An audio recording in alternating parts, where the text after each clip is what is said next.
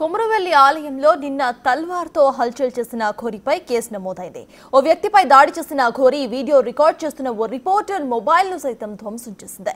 Siddipet CP ఆదేశాలతో చేర్యాల పోలీసులు case నమోదు చేశారు. 4 సెక్షన్స్ కింద కేసు ఫైల్ చేశారు పోలీసులు.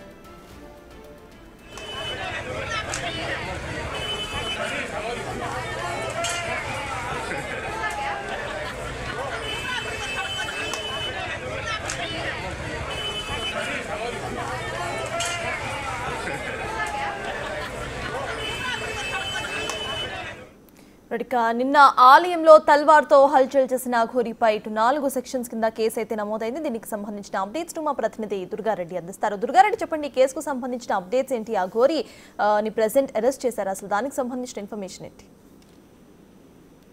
సత్తాజీ, అసలు చూస్తే అయితే మాత్రం నిన్న దైవ దర్శనానికి సిద్దిపేట జిల్లా కొమరవెల్లి మల్ల నక్షత్రానికి వచ్చిన అఘోరి మాత్రం అక్కడ తలవారు తీసుకొని భక్తులతో పాటు అక్కడ ఖచ్చితంగా లోపలికి వెళ్ళి దర్శనం చేసుకుంటానని చెప్పి గర్భగుడి నుంచి వెళ్తానని చెప్పి మొదటికేయడంతో అక్కడ ఆలయ అర్చకులు, ఆలయ పాలకవర్గంతో పాటు మిగతా అందరూ కూడా ఇక్కడ ఆలయ దేవస్థానికి సంబంధించిన ఆ నియమ నిబంధనలు ఉంటాయి కనుక వస్త్రధారణ మార్చుకోవాలి, బట్టలు వేసుకొని రావాలి అని చెప్పి వాళ్ళు ఆదేశాలు జారీ చేస్తే నేను ఖచ్చితంగా ఇలానే వెళ్తానని చెప్పి మొదటికేయడంతో వాళ్ళు అక్కడ ప్రతిఘటించారు. అక్కడ దర్శనం జరుగుతుంది కనుక అక్కడ బుద్ధికి సంబంధించిన సింగర్ లింగము కవర్ చేస్తుంటే కూడా ఫోన్ లాక్కొని కొండకేసి నేలకోసుకుంటే నారాబోతు చేస్తూ హంగామా సృష్టించింది. దీంతో పాటు ఆ సంఘాలు తీసుకొని కత్తి తీసుకొని దాడి చేసి సమీపం మాత్రము 20 భక్తులకు గాయాలయ్యాయి.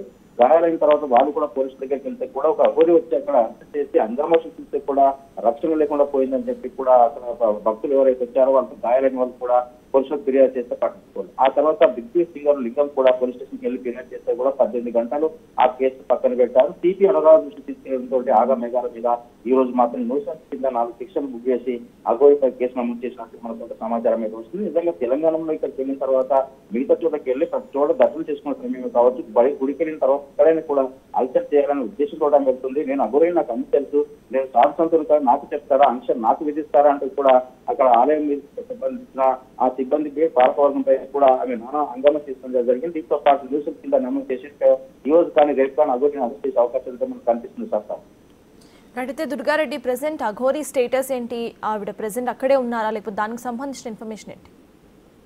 అఘోరి మాత్రం నిన్న ఇక్కడైతే కొమరవెల్లి దేవస్థానానికి వెళ్ళిన తర్వాత అక్కడ సమయం తర్వాత అడ్డుకోవడం, ఆ తర్వాత పోలీసులు, ఆ తర్వాత పాలకవర్గం భక్తులంతా కూడా అసహనం వ్యక్తం చేయడము, విమర్శ చేయడంతో మాత్రం బట్టలు వేసుకొని గర్భగుడి నుంచి ఇక్కడికి వెళ్ళి దర్శనం చేసుకొని మొక్కులు చెల్లించుకున్న తర్వాత అక్కడి నుండి తిరిగి ప్రయాణమై వేములవాడ వెళ్తుందని చెప్పి వెళ్ళిపోవడం జరిగింది.